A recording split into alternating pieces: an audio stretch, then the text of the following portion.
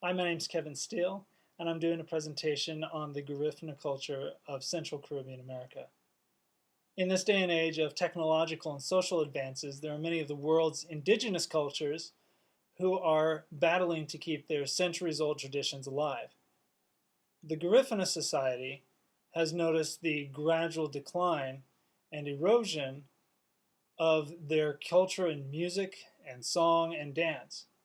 And the purpose of my presentation is to show how rejuvenating that cultural awareness and identity and also creating international representatives have been the two greatest tools to keeping the Garifuna culture alive and protecting it from its own demise. In the 1950s and the 1960s, there was the Black nationalist movement and the civil rights movement of North America. And during that time, there were Garifuna educators such as Roy Cayetano and Joseph Palacio, who actually did a lot of studying into who they were, partially because from the Black nationalist movement and the civil rights movement, the Garifuna people have a shared African heritage, which keeps them a singular identity from all of Central and South America's indigenous cultures and the native Indian population, which they are also a part of. And what they started to recognize is that their culture identity made them more than just African and more than just Native American. To kind of give you an idea of what happened, Joseph Palacio mapped out the process of where the Garifuna have been over the last 400 years. They originally started in the Orinoco River basin of South America and through exploration ended up in St. Vincent and the Grenadines.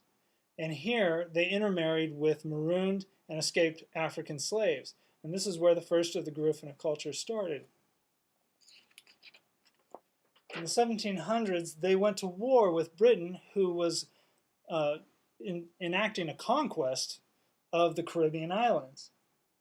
And after a few years of battle, they ended up losing, and Britain decided that it would be best if they exiled them from their homeland, and they ended up on the island of Roatan. Well, the Garifuna didn't want to stay on Roatan.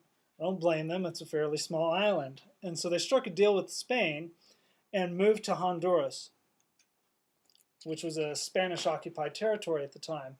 And then over the course of the next 100 years or so, they had spread into Belize and to Guatemala and to Nicaragua. And this has been their primary home range in their nation states for the last few hundred years. In the beginning of the 1900s, they started spreading into the U.S. because of opportunities that would be available to them where they weren't, where they're facing neglect and persecution in their Central American nation states. Los Angeles, New York City, New Orleans, and Houston are just a few of the many popular places where the Garifuna cultures, people of the Garifuna culture have gone and continue to thrive there. Now, if you look at the spread of the Garifuna culture over the last 400 years, they've covered from South America, the Caribbeans, Central America, and North America. And even through hardship, war, exploration, getting kicked out, and then spreading out of necessity, they still have struggled and fought hard to maintain their cultural identity. And this is what Joseph Palacio and educators like Roy Cayetano wanted to show the people in their own culture, that they were significant in and of themselves, and that as a Garifuna people, their music, their song, they had stuff to share with the world that was more important than just what you had on your BlackBerry. And so they started taking these ideas and this identity and reinvigorating both the local Central American communities and the North American communities where the Garifuna were staying, and showing them that they were special. And this action brought forth representatives like Andy Palacio. Andy Palacio spent most of his life creating music and representing the Garifuna culture to the world, both in his music and through his actions with groups such as the National Garifuna Council of Belize. He worked with them to gain entrance for the Garifuna culture into UNESCO's Intangible Cultural Heritage. It's a project that gathers all of the identities of humanity around the world and does what it can to protect them.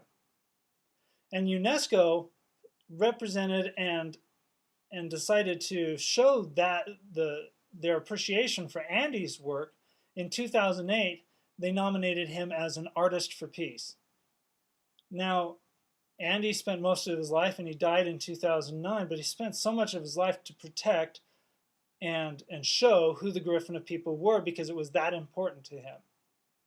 In conclusion, I just want to show, again, restate that both rejuvenating the Garifuna culture and then creating international representatives for that culture have been the two greatest tools in keeping that culture and that society alive and protected from its own demise. Thank you. Any questions? What food do the Garifuna commonly eat? The Garifuna commonly eat chicken, bananas, plantains, fish, but mostly cassava. And the name Garifuna actually means cassava-eating people. It's been their staple for the last 400 years. What other people have been designated as artists for peace? The Artist for Peace is not just for artists. Well, it's for musicians, writers, artists.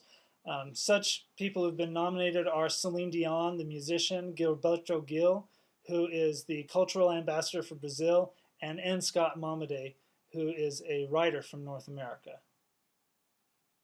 Thank you. Have a good day.